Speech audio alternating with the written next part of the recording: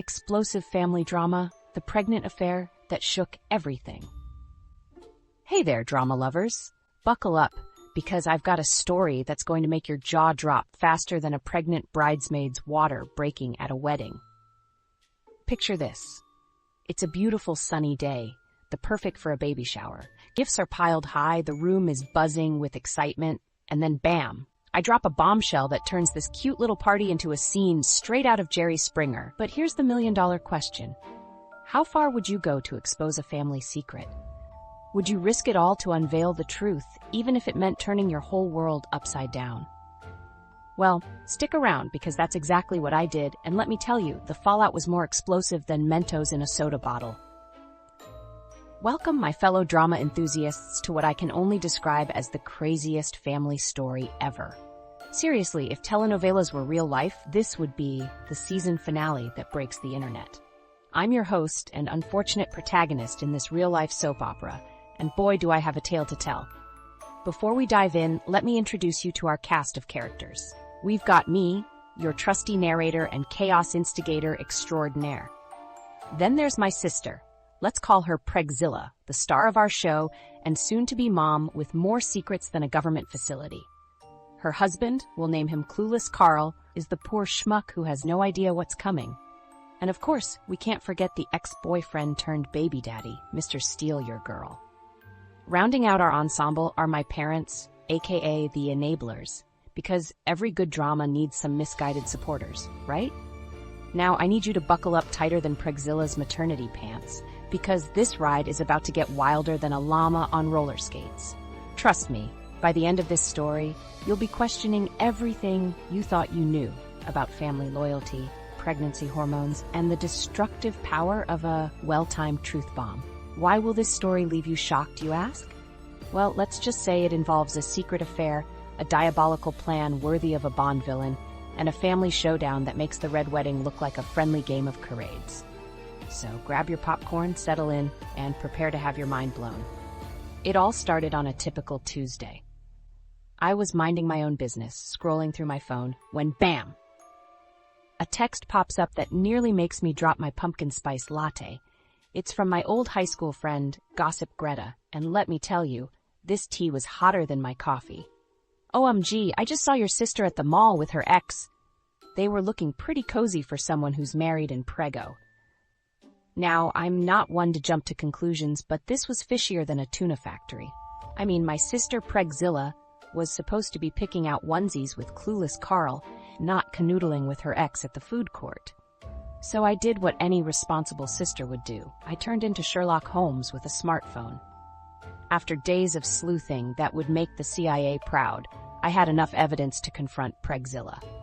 I cornered her faster than you can say paternity test, and boy did the floodgates open. She spilled the beans quicker than a clumsy waiter at a chili contest. Not only was she having an affair with Mr. Steal Your Girl, but she had a plan so devious it would make Cruella de Vil blush. Are you ready for this? She was planning to wait until after the baby was born, then leave Clueless Carl high and dry, all while securing a fat child support check and alimony. Talk about a gold digger with a baby bump. I was more shocked than a cat in a bathtub. My own sister plotting to destroy her marriage and manipulate everyone around her? It was like finding out Santa isn't real all over again, but way, way worse. Fast forward to the baby shower, aka the day I decided to go nuclear. Picture it, pink balloons everywhere, a cake shaped like a stork, and more, frilly baby clothes than you can shake a rattle at. Pregzilla is holding court like a pregnant queen, Clueless Carl is beaming with pride, and I'm sitting there, a ticking time bomb of truth. As Pregzilla starts to open gifts, I stand up, my heart pounding harder than a heavy metal drummer. I've got a special gift, I announce, my voice shaking. It's called the truth. What happened next was like a scene from a reality TV show. I spilled all the tea, and let me tell you, it was a tsunami of drama. Clueless Carl's face went from confusion to shock to anger, faster than a mood ring on a hormonal teenager.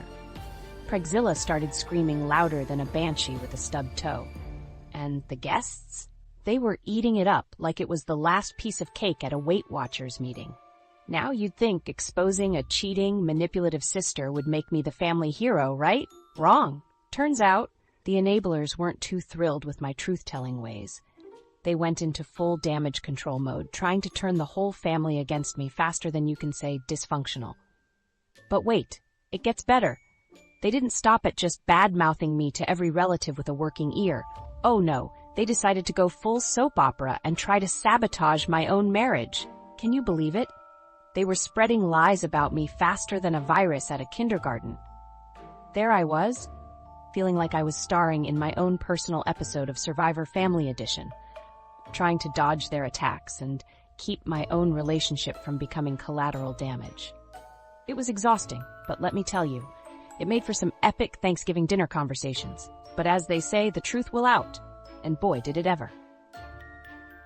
Pregzilla's house of lies came tumbling down like a Jenga tower in an earthquake.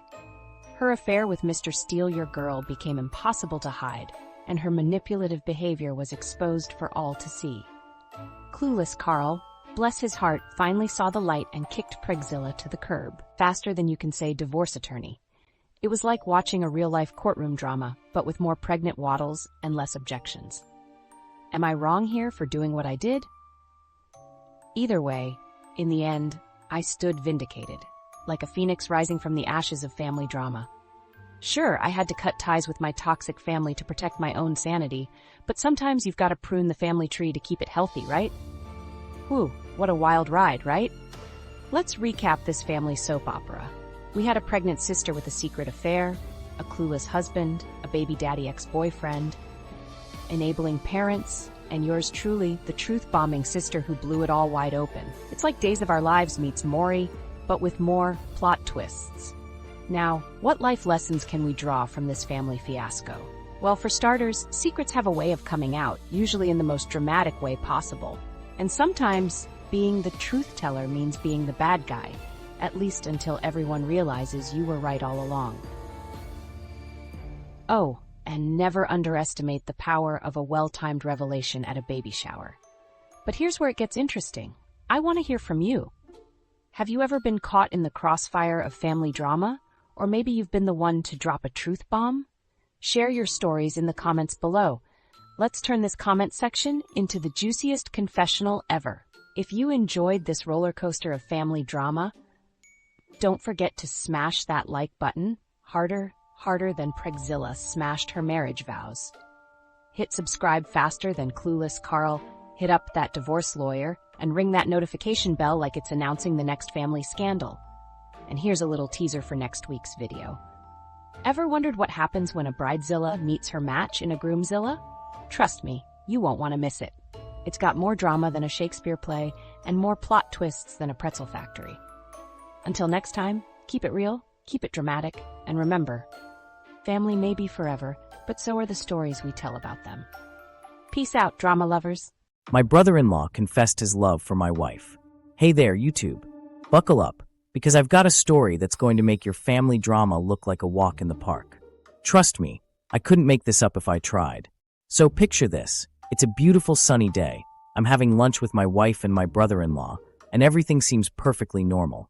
Little did I know, I was about to step into an episode of Days of Our Lives meets Dr. Phil. Before I dive into this soap opera, let me introduce the cast of characters. There's me, your average Joe trying to navigate this circus. Then there's my wife, Sarah, the unwitting star of this drama. And finally, we have my brother-in-law, Tom. Spoiler alert. Tom's about to go from fun uncle to family outcast, faster than you can say awkward Thanksgiving dinner. It was just another Tuesday. Sarah, Tom, and I decided to grab lunch at our favorite cafe. You know, the kind of place where the biggest drama is usually whether they'll mess up your coffee order. We're sitting there, munching on our sandwiches, chatting about the weather and the kids' latest antics. Tom's laughing at my dad jokes, Sarah's rolling her eyes, lovingly of course, and I'm thinking about what a great family we have. Then, faster than you can say plot twist, the atmosphere shifts. Tom gets this serious look on his face, like he's about to announce he's joining a monastery or moving to Mars. And then folks, it happened. Tom looks straight at Sarah, completely ignoring me, rude by the way, and drops this bombshell. Sarah, I can't keep this inside anymore. I'm in love with you. I've always been in love with you. Let me tell you, in that moment, I wished I had ordered popcorn instead of a sandwich, because this was turning into quite the show. My first thought, is this a prank? Where are the hidden cameras? But nope, Tom was dead serious, and suddenly, I was living in a real-life soap opera. Sarah, bless her heart, looked like she'd seen a ghost. Her sandwich was frozen halfway to her mouth, and I swear I could see the gears in her brain grinding to a halt, trying to process what just happened. Me? I was oscillating between wanting to laugh hysterically and feeling like I might throw up my lunch. It was like being on a roller coaster. If that roller coaster was fueled by family betrayal and awkwardness, the rest of that lunch was, well, let's just say it gives new meaning to the phrase, dining in silence. We all just sat there, staring at our plates, occasionally making eye contact, and then quickly looking away. It was like a very uncomfortable game of emotional chicken. Finally, Sarah stood up, muttered something about needing air, and bolted. I've never seen her move so fast, not even when there's a sale at her favorite store. Tom and I were left sitting there, and let me tell you, if looks could kill, he'd have been 6 feet under. I managed to growl out, "We'll talk about this later," before I chased after my wife, leaving Tom with the bill. Hey, if you're going to try to steal my wife, the least you can do is pay for lunch, right? Now, if you think that lunch was the climax of this family soap opera, hold on to your hats, folks. Because what we discovered next makes that confession look like a casual compliment. A few days after the lunch of doom, as I've come to call it, Sarah and I decided to do some digging. Call it morbid curiosity, or maybe we're just gluttons for punishment. Either way, we ended up at Tom's place while he was at work. What we found was, well, let's just say it was unsettling. And by unsettling, I mean call the police and maybe an exorcist level of creepy. Hidden in his closet, we found a box. Not just any box, mind you. This was a shrine dedicated to my wife. Hundreds of photos, some dating back years. Selfies she'd posted on social media, family photos with her carefully cut out, even some shots that were clearly taken without her knowledge. It was like looking at the world's creepiest scrapbook. Looking back, the signs were there. We just didn't want to see them. You know how hindsight is 20/20. Well, mine now has X-ray vision and a magnifying glass. Remember all those times Tom would show up unannounced at our house? Or how he always seemed to be around when Sarah was doing her morning jog? At the time, we thought he was just being a supportive brother-in-law. Turns out, he was auditioning for the role of creepy stalker number 1. Am I wrong here for not recognizing the signs? And don't get me started on family gatherings. All those times he insisted on sitting next to Sarah, or how he'd always volunteer to take family photos, conveniently placing himself next to my wife. We thought he was just being helpful. Nope, he was playing the long game, folks. Sarah, being the saint she is, was more disturbed than angry. I feel violated, she told me. All those times I confided in him, treated him like a brother, was it all just part of his obsession? She started recalling incidents that seemed innocent at the time, but now took on a sinister hue. The time Tom offered to help her with car trouble when I was out of town. The accidental run-ins at the grocery store. The overly long hugs at family gatherings. I'm scared, she admitted. Not just for me, but for our kids. How do we know he won't try something drastic? And let me tell you, folks, seeing the fear in my wife's eyes. Well, that's when I knew this wasn't just some family drama we could laugh off. This was serious, and we needed to take action. Now, imagine trying to explain this situation to the rest of the family. It's not exactly something you can bring up over Sunday dinner. Pass the potatoes, and oh, by the way, Uncle Tom's been secretly in love with Aunt Sarah for years and has a creepy shrine in his closet. The reactions were varied, to say the least. My parents were in denial. Tom's always been a bit odd, they said. I'm sure it's just a misunderstanding. Yeah, right. And I'm sure that box of photos was just for a really intense scrapbooking project. Sarah's parents, on the other hand, were ready to go all Liam Neeson in Taken on Tom. I had to talk her dad down from driving over to Tom's place with a baseball bat. Although, I'd be lying if I said I wasn't tempted to let him. Our main concern, though, was the kids. How do you explain to a 7-year-old and a 10-year-old that their fun Uncle Tom isn't allowed around anymore because he's got an unhealthy obsession with mommy? Confronting Tom was, well, imagine the most uncomfortable conversation you've ever had, multiply it by 1,000, and you're still not even close. We met at a public park, safety first, folks. Tom showed up looking like a kid caught with his hand in the cookie jar. Only instead of cookies, it was my wife's photos. I can explain, he started. Oh boy, this ought to be good, I thought. His explanation? It's not an obsession, it's love. True love. You just don't understand our connection. I had to resist the urge to show him my fist's connection with his face. Instead, I laid down the law. Stay away from my family. No calls, no visits, no accidental run-ins. And get help, seriously. Shielding the kids from this mess was like trying to hide an elephant in a Mini Cooper. Nearly impossible and bound to raise questions. We decided on a watered-down version of the truth for our 10-year-old. Uncle Tom did something that made us very uncomfortable, so we won't be seeing him for a while. For our 7-year-old, Uncle Tom is on a very long timeout. Family gatherings became a carefully choreographed dance of who's invited where and when. Christmas turned into a logistical nightmare that would make UPS executives weep. After the confrontation, we knew we needed to take concrete steps to protect our family. This wasn't just about hurt feelings anymore. This was about safety. Our first stop? A lawyer's office. Nothing says family bonding quite like discussing restraining orders and cease and desist letters. Am I right? We also started seeing a family therapist. Because nothing brings a family together like a shared trauma and a hefty therapy bill. The legal stuff was a real eye-opener. Did you know there are different types of restraining orders? Me neither. We went for the stay 500 feet away and don't even think about contacting us variety. We also filed a police report just to have it on record. The officer's face when I explained the situation was priceless. I think he's still trying to process it. Our lawyer also advised us to document everything. So now, in addition to our family photo album, we have a creepy brother-in-law evidence folder. It's not quite as fun to flip through, let me tell you. Family therapy was interesting, to say the least. Our therapist, Dr. Johnson, had this look of I should have chosen a different career every time we started recounting the latest development in the Tom saga. But you know what? It helped. We learned how to communicate better as a family, how to support each other through this craziness, and most importantly, how to set and maintain healthy boundaries. The kids even got in on the action, learning about good touch, bad touch, and safe secrets versus unsafe secrets. Not exactly the family bonding experience I'd imagined, but hey, you work with what you've got. So here we are, 6 months after the lunch of doom. Our family isn't quite the same, but we're healing. Tom's keeping his distance, thank you legal system, and we're taking it one day at a time. If there's one thing I've learned from this whole experience, it's that family drama comes in all shapes and sizes. Sometimes it's as simple as an argument over who gets the last slice of pizza. And sometimes it's your brother-in-law confessing his undying love for your wife and turning out to be a closet stalker. Life, am I right? These days, our family gatherings are a bit smaller, but a whole lot less creepy. Sarah's doing better, though she still gets jumpy when the doorbell rings unexpectedly. The kids are resilient little troopers.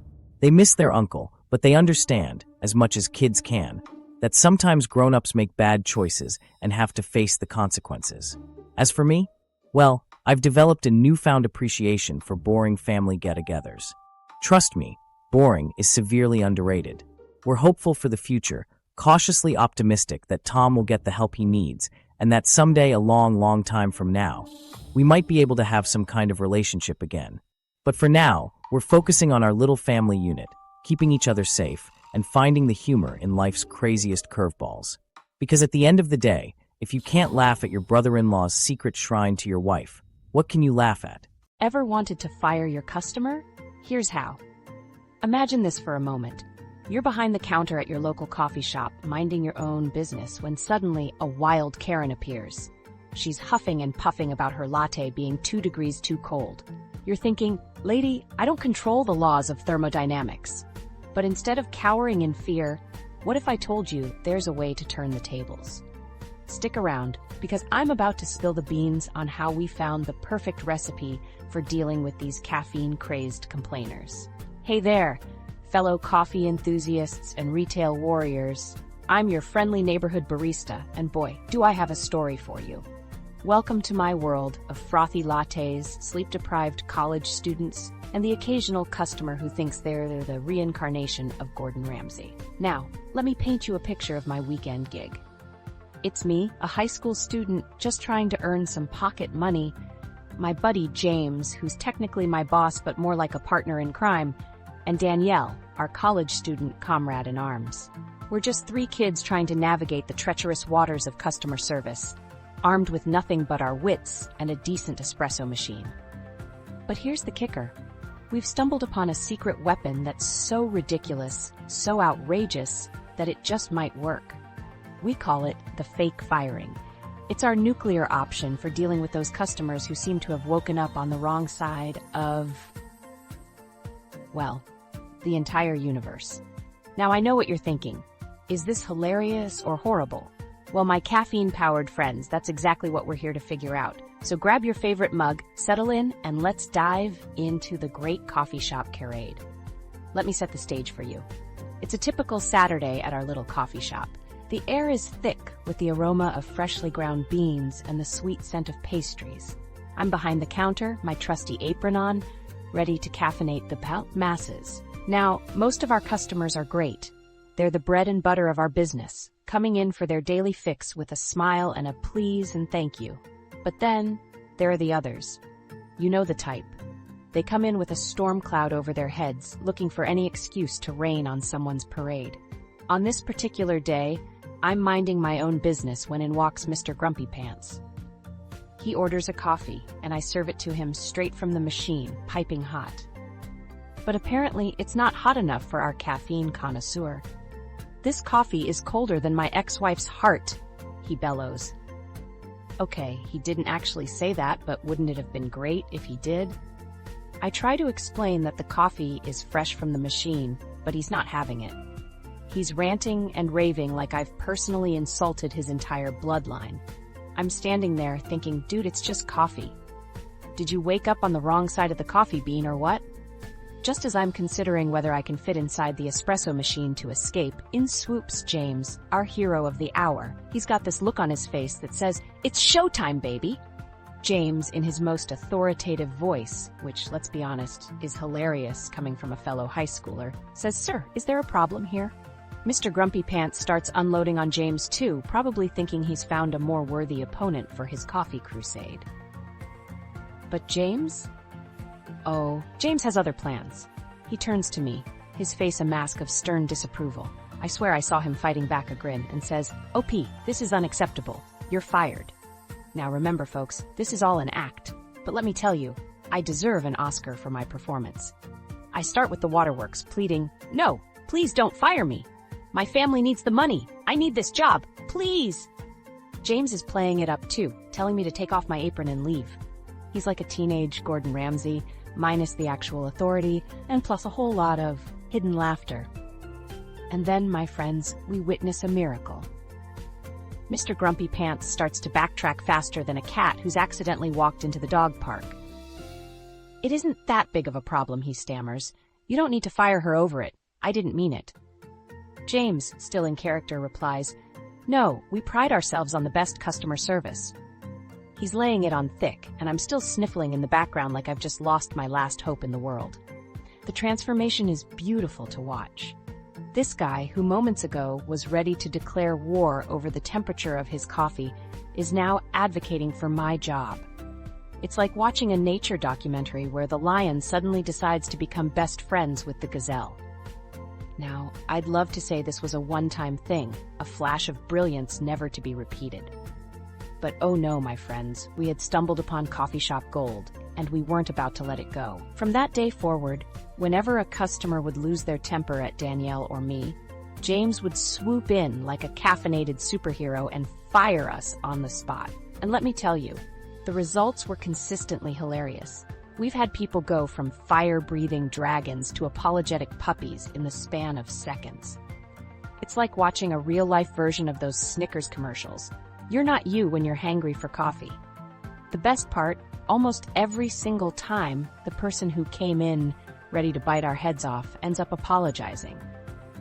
They suddenly remember their manners, probably realizing that, hey, maybe screaming at teenagers over coffee isn't the best look. It's oddly satisfying, you know, making people realize that their actions might actually have consequences. It's like we're providing a public service, teaching adults how to adult, one fake firing at a time. Now, before you start thinking we're the patron saints of customer service, let me throw a wrench in the works. When I told my school friends about our little charade, not everyone was on board with our coffee shop theatrics. A few of them thought it was a mean prank. They argued that letting someone go away, thinking they'd gotten an innocent person fired, was cruel. And I'll admit, it made me pause and think. Were we crossing a line? Was our little act of revenge against rude customers actually making us the bad guys? I mean, sure, it felt good in the moment, but were we stooping to their level? Or worse, going beyond it? All right, coffee comrades, let's wrap this up like a perfectly swirled latte. We've journeyed through the trenches of customer service, armed with nothing but our wits and a flair for the dramatic. We've seen how a simple act can turn a raging bull into a remorseful puppy, all in the span of a coffee break. But here's the million-dollar question. Am I wrong here? On one hand, we've got the satisfaction of teaching a lesson to those who think it's okay to verbally abuse service workers. On the other, we're essentially tricking people and potentially causing them guilt over something that didn't actually happen. It's a real ethical espresso shot, isn't it? Are we heroes of the service industry, or are we villains in aprons? I'll be honest, I'm still not 100% sure. So here's where you come in, my caffeinated comrades. I'm turning the mic over to you. What do you think? Is our fake firing fiasco a hilarious way to deal with difficult customers, or are we brewing up bad karma? Are we teaching valuable lessons, or are we just being mean? Drop your thoughts in the comments below. Let's get this discussion percolating. And hey, if you enjoyed this peek behind the counter of coffee shop chaos, why not stick around for more? Hit that subscribe button faster than you'd grab the last chocolate croissant. Trust me, we've got more workplace shenanigans brewing, and you won't want to miss a drop. Remember, the next time you're ordering your triple venti, half-sweet, non-fat caramel macchiato, be nice to your barista. You never know. They might just have a flair for the dramatic and a manager with a mischievous streak. Until next time, stay caffeinated and kind. Family drama alert. My house, my rules. Or are they? Hey there, drama lovers. Buckle up, because boy, do I have a story for you. Imagine this. You're minding your own business, living your best life, when suddenly your family decides they want to play real-life Monopoly with your house. Yeah, you heard that right. My own flesh and blood tried to pull a fast one and snatch my home right from under my feet. But wait, it gets better. This little scheme backfired so spectacularly. It turned into an online sensation and flipped my whole world upside down. From shocking betrayals to unexpected twists, this tale has it all. So, grab your popcorn, settle in, and let me take you on a wild ride through the craziest chapter of my life. Trust me, by the end of this video, you'll be thanking your lucky stars for your own family drama, or lack thereof. Alright folks, let me set the stage for you. Picture a family that puts the fun in dysfunctional. We're talking Thanksgiving dinners that make Game of Thrones look like a friendly game of chess. That's my family for you, a regular three-ring circus. And guess who's the unwilling clown? Yours truly. Now, let me introduce you to our star-studded cast. First up, we have yours truly, the bad apple, the family disappointment, the guy who apparently didn't get the memo about handing over his house. Then there's my brother, Dan. Think of him as the golden child, if the gold was actually fool's gold. And let's not forget his lovely wife, Sil, the puppeteer behind this whole fiasco. Oh, and my parents? They're the ringmasters of this circus, always ready with a disapproving look and a guilt trip. So here's the kicker, the house. My house. The one I bought with my own hard-earned money, blood, sweat, and tears. Little did I know it would become the eye of the storm in this family hurricane. But hey, who doesn't love a good property dispute to spice up family gatherings, right? Now here's where things get interesting. In my moment of desperation, I turned to the internet, because nothing says I'm handling this like an adult, quite like airing your dirty laundry online. But plot twist. The online world became my unexpected knight in shining armor. Who knew a bunch of strangers on the internet would have my back more than my own family? Talk about a modern-day fairy tale. Alright, let's dive deeper into this sitcom-worthy family of mine. Picture this. There's me, the supposed family failure who somehow managed to buy a house. Then we have Dan, my dear brother, who apparently skipped the "thou shalt not covet thy brother's house" lesson in Sunday school. His wife, Sil. Well, let's just say if manipulation was an Olympic sport, she'd be taking home the gold. And my parents. They're the type who'd probably nominate themselves 4 Parents of the Year while simultaneously planning to kick me to the curb. Charming, right? So, here's where things really heat up. Picture this. I'm sitting at home, probably binge-watching some show about normal families. Oh, the irony. When I get a call. It's my parents, and they've got a brilliant idea. Hey son, they say, how about you just give your house to Dan? You know, for funsies. I'm sorry, what? Did I miss the memo where we started playing real-life Monopoly? But wait, it gets better. They hit me with the classic, but family argument. You know, because apparently, being family means I should be totally cool with being homeless. Again. Oh, did I forget to mention? These same lovely people had kicked me out when I was actually homeless before. I guess their memory is as selective as their love. Now, here's where I might have gone a little nuclear. I decided to record our lovely family conversations. You know, for posterity, and maybe a little self-preservation. And where did these recordings end up? YouTube, baby. Because nothing says I love you, family, quite like exposing their crazy to the entire internet. Let me tell you, that video spread faster than gossip at a church potluck. Suddenly, I wasn't just the family disappointment, I was a bona fide internet sensation. Move over, cat videos, there's a new viral star in town. But hold on to your hats, folks, because this roller coaster was just getting started. Remember Dan, my dear brother who wanted my house? Well, karma decided to pay him a little visit. Turns out, his darling wife Sil had been playing a little game of her own, in someone else's bedroom, if you catch my drift. That's right, Dan found out Sil was cheating faster than you can say family values. And just like that, their marriage went up in flames quicker than my family's reputation after my YouTube video. Now, here's where things get weird. Despite everything, I still had a soft spot for my knucklehead brother. When I heard he was struggling to find a place where his son could have his own room post-divorce, I had an idea. Remember that camper I had? The one I lived in when my loving family kicked me out. Well, I offered it to Dan. I know.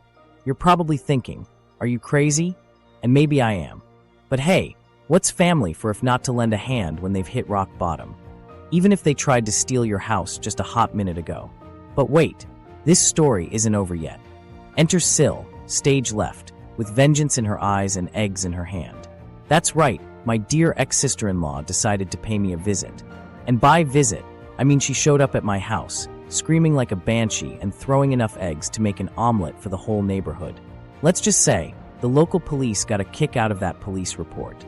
Sir, you're saying your brother's ex-wife egged your house because you wouldn't give it to them? Yep, officer, just another Tuesday in my family. Needless to say, Sil got a nice little parting gift from me, a shiny new restraining order.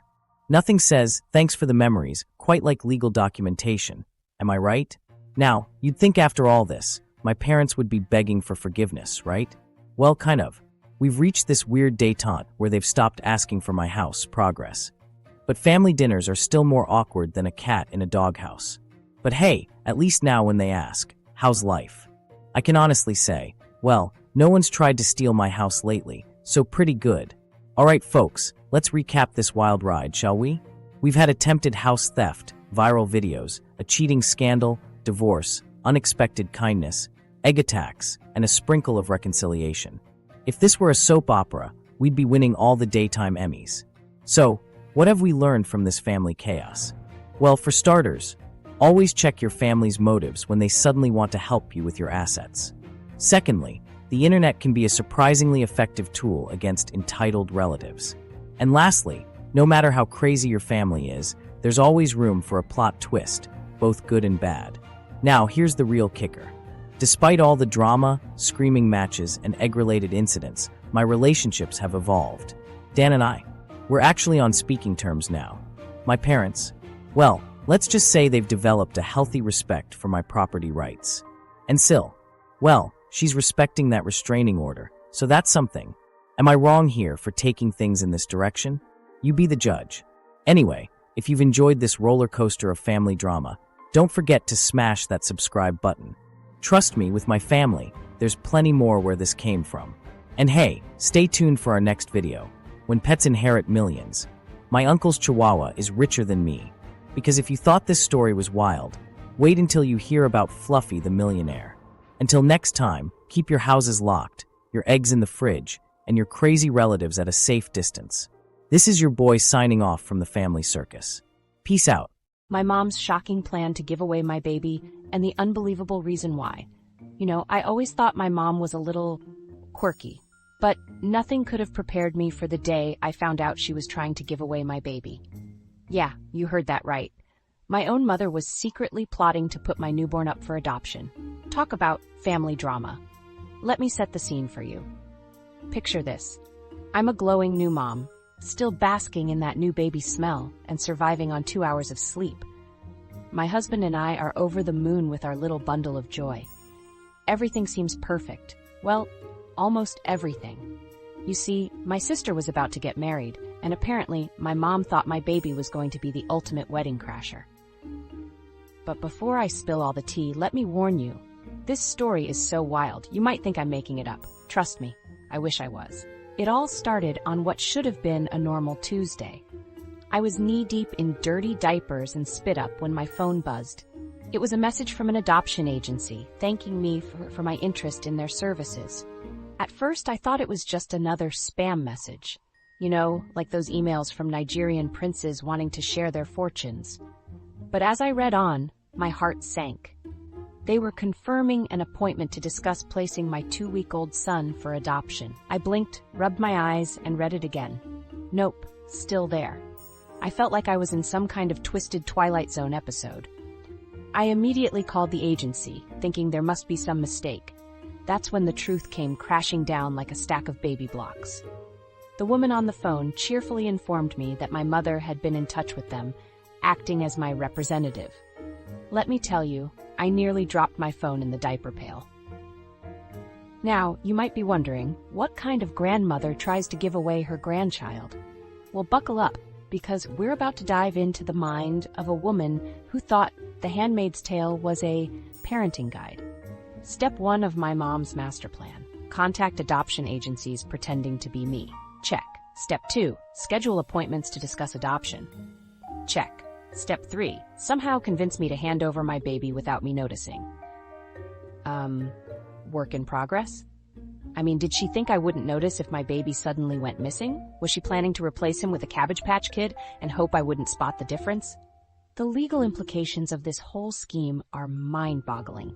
It's not like returning a sweater to the store. Oh, sorry, this baby doesn't match my daughter's lifestyle. Can I exchange it for a goldfish? I knew I had to confront my mom, so I called an emergency family meeting. Picture the scene. Me, sleep-deprived and furious, clutching my baby like a football. My husband, looking like he'd rather be anywhere else. My sister, the bride-to-be, frozen in shock. And my mom, trying to act like she hadn't just attempted to Craigslist my child. As soon as I brought up the adoption agency, my mom's face went through more colors than a Pantone catalog. She sputtered something about a misunderstanding and how she was just exploring options. My sister, bless her heart, looked like she was about to faint. "Mom," she said, "I told you I was joking when I said the baby would steal my thunder." That's when I lost it. Joke? Joke? You think trying to give away my child is a joke? I yelled, probably waking up half the neighborhood. Well, guess what, Mom? The only joke here is you thinking you'd get away with this. As the gravity of the situation sank in, I knew this was more than just a family squabble. This was a legal matter. And let me tell you, nothing says family bonding quite like threatening to sue your own mother. So there I was, a new mom with a newborn on my hip and a lawyer on speed dial. Not exactly how I pictured spending my maternity leave. We pressed charges faster than my mom could say, but it was for the good of the family. The charges included attempted kidnapping, fraud, and identity theft. Oh, and let's not forget the cherry on top, emotional distress. Because nothing says, "I love you, Grandma," quite like a lawsuit. Now, you'd think my mom would come to her senses and admit she'd made a mistake. But no, she doubled down harder than a blackjack player with a pair of aces. Her excuses were a masterclass in creative writing. My personal favorite? I was just trying to childproof her life. Yeah, Mom, most people use outlet covers, not adoption agencies. She also tried the classic temporary insanity defense. Apparently, the sight of my sister's wedding dress made her lose all common sense and basic human decency. Who knew Tool could be so powerful? But the pièce de résistance was when she claimed she was doing a social experiment for her book club. I didn't know How to Lose a Daughter in 10 Days was on the bestseller list. The day of the trial arrived. And let me tell you, it was like a soap opera met Judge Judy and had a baby of their own. The judge, a no-nonsense woman with a gavel and a sense of humor, took one look at my mom and said, "Ma'am, this isn't Grandma's Know Best. You can't just raffle off your grandchildren." My mom tried to plead her case, saying, "But Your Honor, I was just trying to ensure my daughters both had their special days." The judge raised an eyebrow. "Last I checked, kidnapping wasn't a party favor, Mrs. Johnson." In the end, the verdict was clear. My mom was found guilty on all counts. The sentence? A hefty fine, community service, and mandatory family therapy sessions. Because nothing says quality family time like court-ordered counseling. The aftermath of the trial was like the world's most awkward family reunion. You know those Thanksgiving dinners where no one mentions politics? Well, in our family, we didn't mention babies, weddings, or the criminal justice system. Family gatherings became an Olympic sport of avoidance. We'd dance around topics like we were contestants on Dancing with the Stars Family Feud edition. My sister's wedding? Let's just say the speak now or forever hold your peace part was more tense than a hostage negotiation. Eventually, my husband and I decided enough was enough. We packed up our baby and our belongings faster than you can say dysfunctional family and moved across the country. Packing was an adventure in itself. "Honey, where did you put the baby?" became a terrifyingly regular question. Don't worry, we always found him. Usually under a pile of onesies or in his bouncer, gurgling happily, blissfully unaware of the family chaos. Our nosy neighbor, Mrs. Peoples, yes, that's her real name, nearly had a heart attack when she saw us loading up the moving truck. "Are you running from the law?" she asked, clutching her pearls. "No, Mrs. Peoples," I replied, "just running from my mother." So there you have it, folks. The journey from baby shower to courtroom, from bundle of joy to Exhibit A. It's been a wild ride, let me tell you. If there's one lesson to be learned from all this, it's that family drama comes in all shapes and sizes. Sometimes it's an argument over who gets the last slice of pie, and sometimes it's your mom trying to put your baby up for adoption. You know, normal everyday stuff. As for future family reunions, well, let's just say they're going to be BYOB. Bring your own baby, and maybe a lawyer, just in case. But you know what? As crazy as this whole situation was, there were some positives. For one, my husband and I have never been closer. Nothing says I love you quite like standing united against attempted baby napping. And hey, at least we have a great story to tell at parties. Oh, you think your mother-in-law is bad? Let me tell you about the time my mom tried to Freaky Friday my baby right out of the family. In the end, we're doing great. Our little family is happy, healthy, and most importantly, complete. And you better believe we've baby-proofed our new home against everything, including overzealous grandmothers with a penchant for adoption agencies. Either way, am I wrong here for how I handled things with my mom? Let me know in the comments. So remember, folks, when life gives you lemons, make lemonade. And when your mom tries to give away your baby, make it into a viral video. Because if you can't laugh at the absurdity of life, what can you do? And on that note, I'm off to change a diaper. Or maybe call my lawyer. With my family, you never know what the day might bring. Entitled sisters try to exploit my vacation home, and the shocking outcome when I say no. Ah, the sweet sound of absolutely nothing. Welcome to my little slice of paradise, folks. I'm your host, and this is the story of how my idyllic retreat turned into a battleground of family drama and entitled sisters. Buckle up, because this tale has more twists than a pretzel factory. Now picture this, a cozy cabin nestled in the woods, overlooking a crystal-clear lake. This isn't just any cabin, it's my cabin.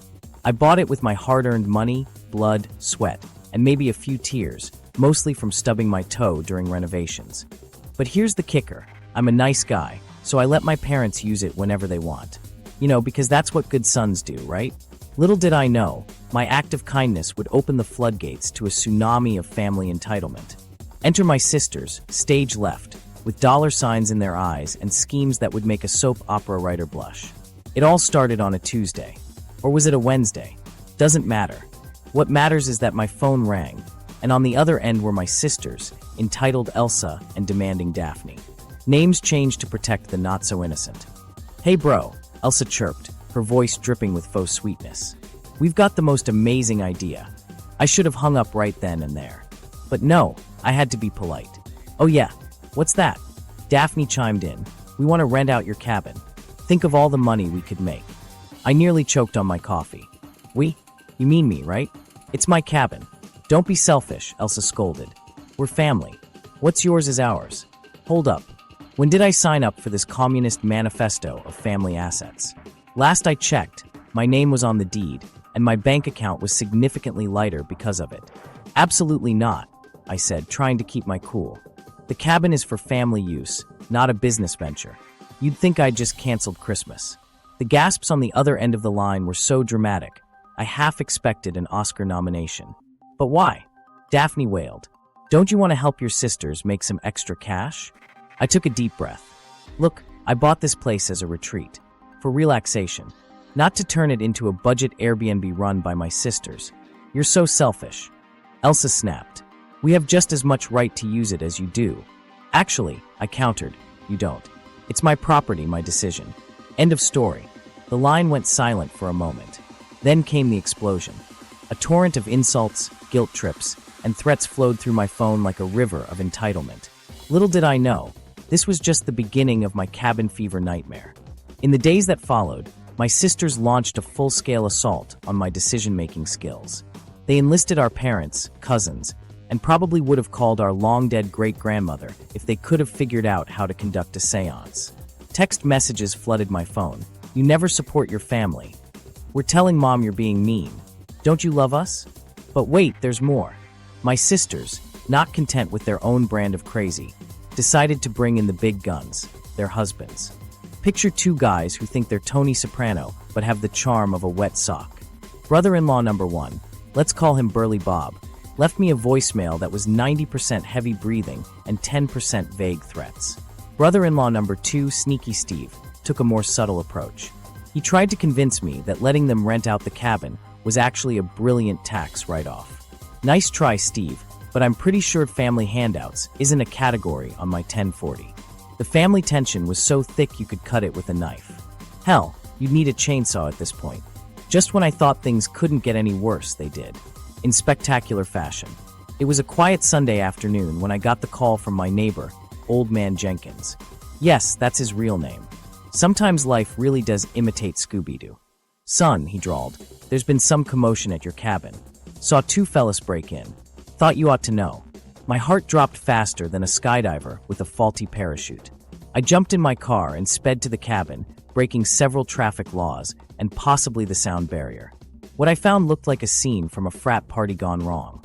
The front door was hanging off its hinges, empty beer cans littered the porch, and was that?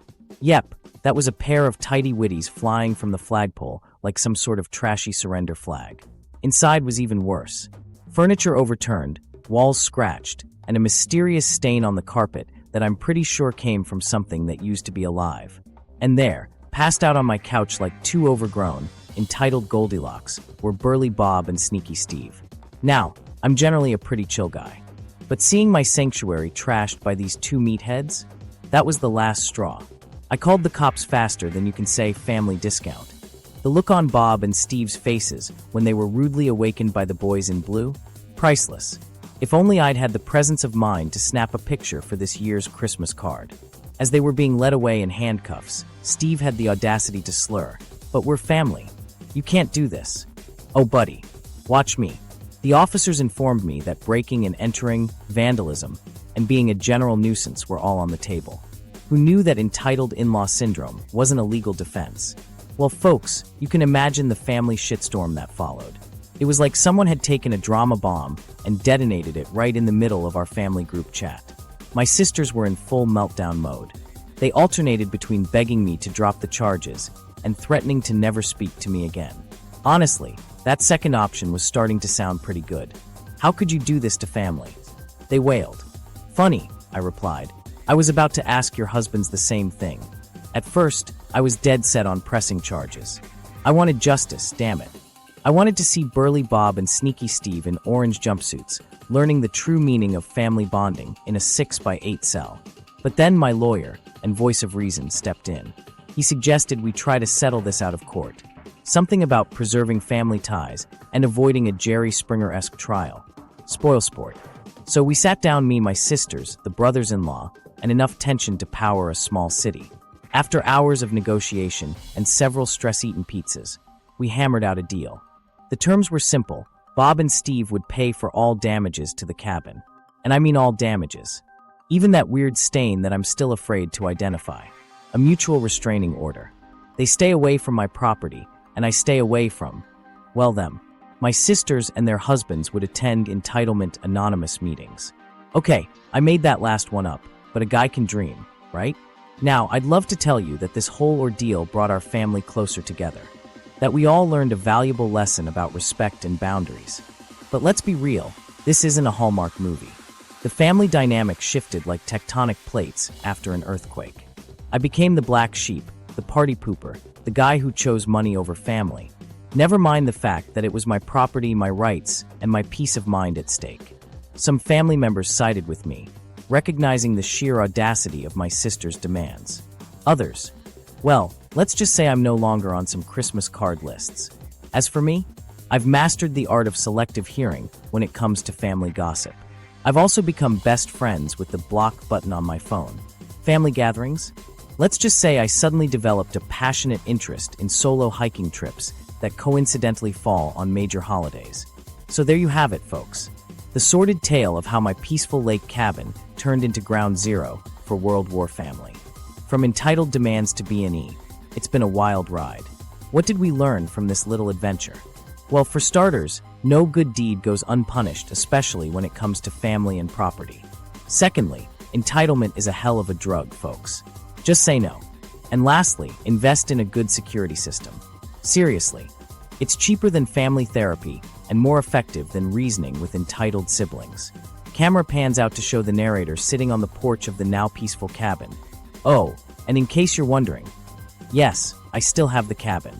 It's now equipped with more cameras than a reality TV show and a state-of-the-art alarm system that could probably detect a squirrel with sticky fingers. Now, I know I can't be the only one with family drama that could rival a telenovela. So, let me hear it. Drop your craziest family stories in the comments below. Who knows, maybe we'll find out we're related. And hey, if you enjoyed this little tale of entitlement and cabin fever, smash that like button harder than Burly Bob smashed my front door. Subscribe for more stories that'll make you feel better about your own family drama. Next week, we might dive into the great Christmas tree debacle of 2018. Let's just say it involves 3 ants, a cat, and enough tinsel to gift wrap the moon. Trust me, you won't want to miss it. Until then, remember, family is precious, but so are boundaries. And security systems. Definitely invest in security systems.